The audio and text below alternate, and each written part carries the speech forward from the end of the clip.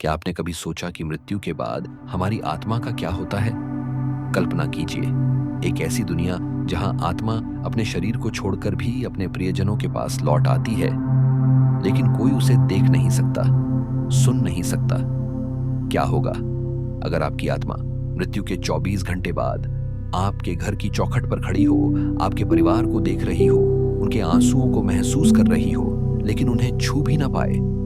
क्या यह सिर्फ एक कहानी है या हमारे शास्त्रों में छिपा कोई गहरा रहस्य? आज हम आपको ले चल रहे हैं गरुड़ पुराण के उस रहस्यमयी संसार में, जहां मृत्यु, आत्मा और मोक्ष की सच्चाई एक ऐसी कहानी बनकर सामने आती है जो आपके रोंगटे खड़े कर देगी और आपके दिल को छू लेगी।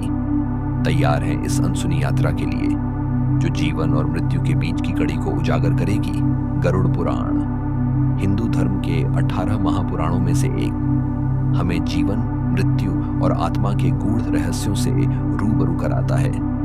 ये शास्त्र कहता है कि जब किसी व्यक्ति की मृत्यु होती है तो उसकी आत्मा अपने भौतिक शरीर से अलग होकर सूक्ष्म रूप में उसी स्थान पर भटकती है जहां उसने अपने जीवन के अंतिम पल बिताए थे। आत्मा को यह समझ ही नहीं आता कि अब वो इस शरीर का हिस्सा नहीं है। अपने परिवार, अपने घर और अपनी यादों से बंधी आत्मा बार बार अपने पुराने शरीर में लौटने की कोशिश करती है। ये अनुभव आत्मा के लिए बेहद कष्टदायक होता है, क्योंकि वो अपने प्रियजनों को रोते बिलखते देखती है, लेकिन उन्हें सांत्वना भी नहीं दे पाती। मृत्यु के 24 घंटे बाद आत्मा अपने घर लौटती है। ऐसा क्यों?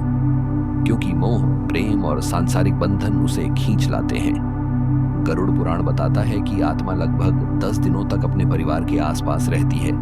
इस दौरान वो अपने प्रियजनों की पुकार, उनके दुख और उनकी यादों में उलझी रहती है। लेकिन अगर परिवार सही कर्मकांड, श्राद्ध और अंतिम संस्कार करता है तो आत्मा को शांति मिलती है और वो अपनी अगली यात्रा की ओर बढ़ पाती है। अगर ये संस्कार पूरे नहीं होते तो आत्मा भटकती रहती है और उसका कष्ट बढ़ता जाता है। इसके बाद यमराज के दूत आत्मा को यमलोक ले जाते हैं। वहां चित्रगुप्त, जो हर जीव के कर्मों का हिसाब रखते हैं, आत्मा के अच्छे बुरे कर्मों का लेखा जोखा प्रस्तुत करते हैं। आत्मा के कर्मों के आधार पर उसकी यात्रा सुखद या दुखद होती है। गरुड़ पुराण साफ कहता है कि अधूरा ज्ञान विष के समान है। इसलिए इस शास्त्र को पूरी तरह समझना जरूरी है, ताकि हम मृत्यु के भय से मुक्त हो सकें और जीवन को सही दिशा में जी सकें। यह हमें सिखाता है कि धर्म और सदाचार का मार्ग ही आत्मा को मोक्ष की ओर ले जाता है। आइए अब आपको एक प्राचीन कथा सुनाते हैं जो गरुड़ पुराण से प्रेरित है और ब्रह्मलोक में ब्रह्मा जी और मुनि नारद के बीच हुए संवाद से शुरू होती है। एक बार ब्रह्मलोक में ब्रह्मा जी ध्यानमग्न थे। तभी नारायण नारायण का जाप करते हुए देवर्षि नारद वहां पहुंचे। उन्होंने ब्रह्मा जी को प्रणाम किया और बोले, हे सृष्टि के रचयिता, मेरे मन में एक सवाल है जो मुझे बेचैन किए हुए है। क्या आप इसका जवाब देंगे? जब किसी जीव की मृत्यु होती है तो उसकी आत्मा 24 घंटे बाद अपने परिवार के पास क्यों लौट आती है? क्या ये प्रेम का बंधन है या कोई और रहस्य? ब्रह्मा जी मुस्कुराए और बोले, नारद, तुम्हारा सवाल गहरा है। ये सृष्टि के नियमों, कर्मों और आत्मा की यात्रा से जुड़ा है।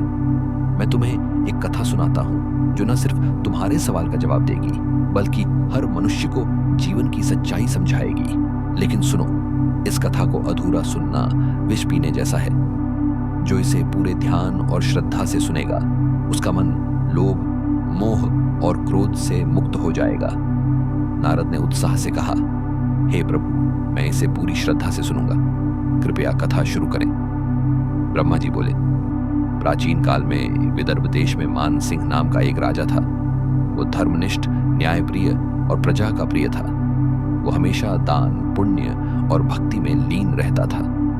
लेकिन एक दिन अचानक उसकी मृत्यु हो गई। ये खबर सुनते ही उसका परिवार और प्रजा शोक में डूब गए। रानी और उनका युवा पुत्र रो रो कर बेसुध हो गए। मृत्यु के साथ ही राजा की आत्मा शरीर से अलग हो गई, लेकिन मोह और प्रेम के बंधन ने उसे बांध रखा था। वो सूक्ष्म रूप में अपने महल में भटकने लगी। आत्मा ने देखा कि उसकी रानी आंसुओं में डूबी है। उसका पुत्र बार बार पूछ रहा है, पिताजी कब लौटेंगे? आत्मा उनके पास गई, उन्हें सांत्वना देना चाहती थी, लेकिन कोई उसकी आवाज सुन नहीं पाया।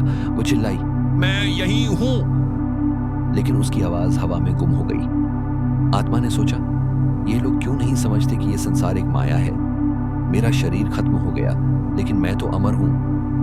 वो अपने पुराने शरीर के पास गई, उसमें वापस प्रवेश करने की कोशिश की, लेकिन हर बार नाकाम रही। ये अनुभव आत्मा के लिए असहनीय था।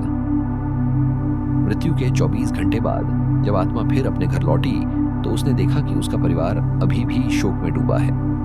पुत्र पूछ रहा था, पिताजी हमें छोड़कर क्यों चले गए? रानी मूर्छित हो रही थी। आत्मा ये सब देखकर टूट गई, लेकिन वो कुछ कर नहीं पाई।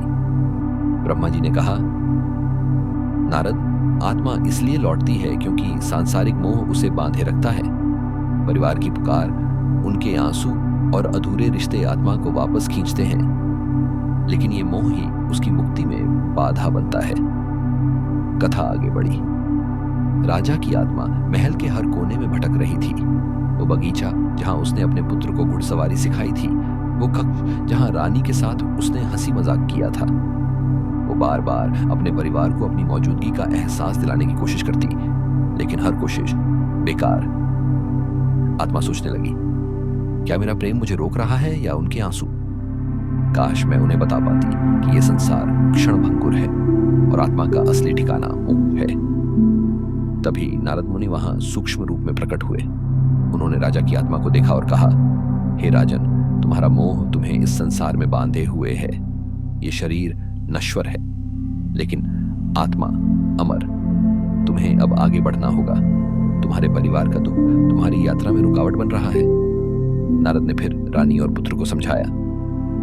उन्होंने अपनी वीणा उठाई और गरुड़ पुराण के श्लोक गाए। आत्मा अजर अमर है। मृत्यु केवल एक पड़ाव है। जो जन्म लेता है उसे एक दिन जाना ही पड़ता है। ये संसार एक नाटक है और आत्मा इस नाटक की यात्री।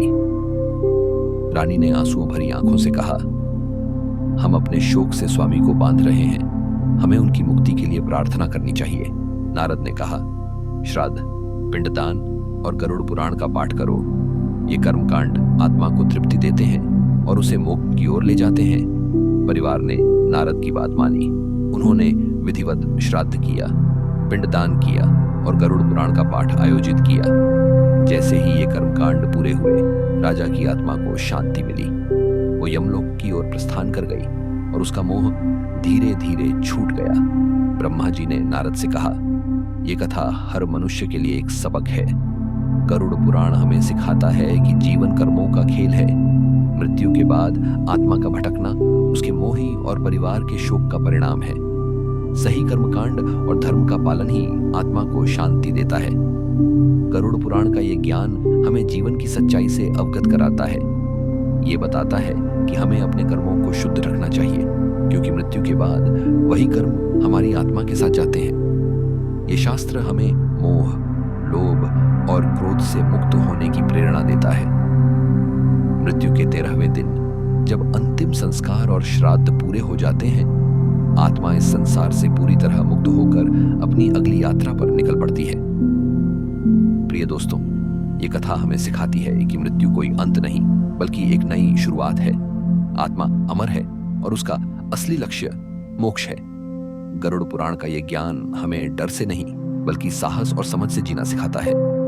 अपने जीवन को धर्म, सत्य और सदाचार के रास्ते पर ले जाएं, ताकि हमारी आत्मा को मृत्यु